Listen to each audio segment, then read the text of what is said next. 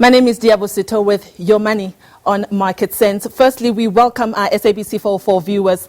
And now this past week, Special Assignment investigated allegations surrounding the Chesa Nyama franchise. In 2012, the first store opened and Gold Brands Investments Limited, which is the parent company behind the franchise at the time, believed they had found a gap in the market. Many aspiring entrepreneurs bought into the concept. However, founder and former COO of Chesa Nyama, Stelio Nathanael, and his wife, former CEO Praxia Nathanael, are now being accused of business practices that enriched themselves at the expense of the franchisees, who allege that they experienced major financial losses. The franchise has been sold to the franchise company.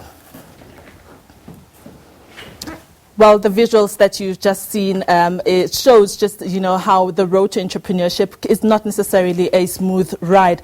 In studio with me today, I have Mr. Wayne Dry. He's a former Chesa Nyama franchisee, and together with him is Ms. Lindiwe Morolo, who's also had some bad experience with a certain bakery. Welcome to both of you, and thank you for joining us on Your Money on Market Sense. Wayne, let me start with you. If someone goes on YouTube and they see the clip that Special Assignment broadcasted last week, they would see that you are a familiar face, yeah, and that you suffered greatly under the hands of Gold Brands Investment. Won't you just give our viewers just an insight of how this impacted you as an entrepreneur first and your business? Well, first of all, it's not nice taking a risk, or not like I say a risk, but losing everything.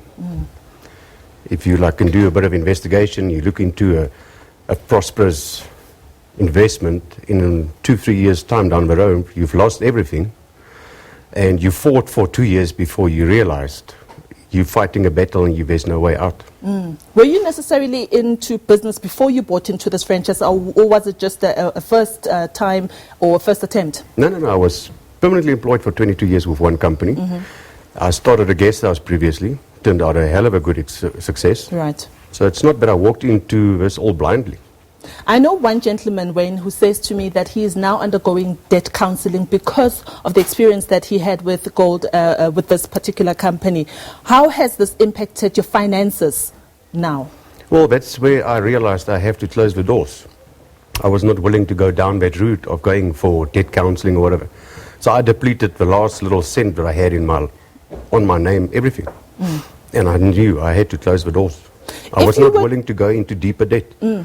It was on the point of, if it was that February month, I had I think if I had 1,000 rand left in my bank account, it was plenty. Wow. And I knew, if I carry on with this, it's just going to go deeper, and I'm going to put myself deeper in debt.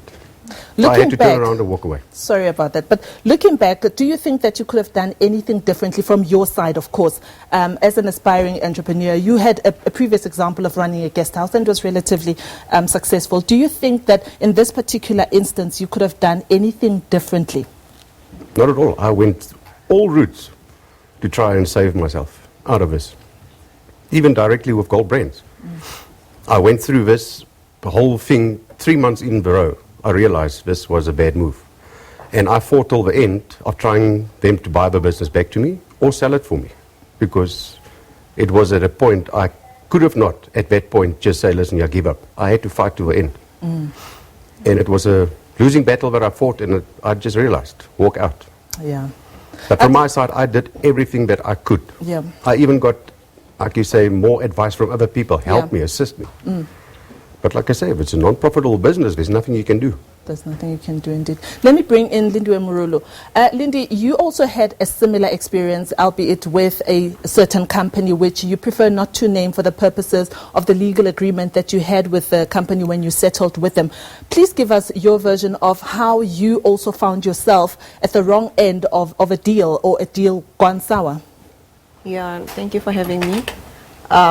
It also goes the same like with what the guy had experienced here.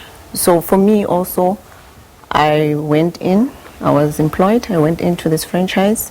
Everything on paper looks good. You buy into this thing, you invest money, you take away your savings because you believe in this thing that they're selling you. But basically everything is on paper. The projections that they give you, you think, okay, you'll make money. And then as you're in there, you see that you cannot make money. There's so much hidden cost that you're not aware of as a franchisee when you're coming in, So also I think I worked for 3 years, but in the first few months, I started like making noise to say, we're not making money here. What is going on? Come help us, a franchisor. Come help us. Come show us. Since you said the projections, you showed us the projections, you said you're going to make money. I've lost my income. So come in, help us, show us how to make money. So also we were out we were all on our own. And then we also almost lost our house. Yeah, so if it was not for Kula, then which was a government guarantee, I think we would have lost everything also.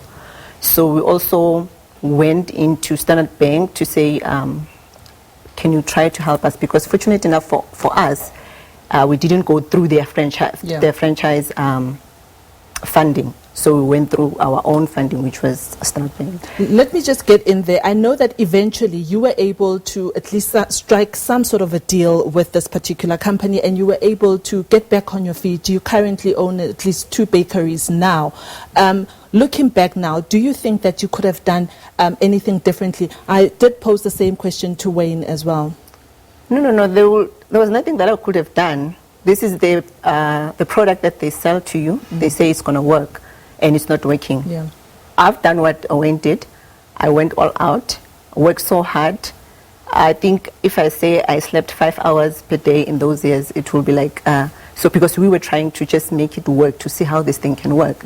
And it just didn't work. Let me pose this following question to both of you. There's been a talk about how an ombudsman that deals with franchisees and franchisors is needed. What do you both think? Wayne, perhaps let me take it from you. Yes, definitely. Like I said, from our sides, we tried everything with gold brains to save ourselves or get out of the franchise agreement. So yes, sure, we need them. Lindy?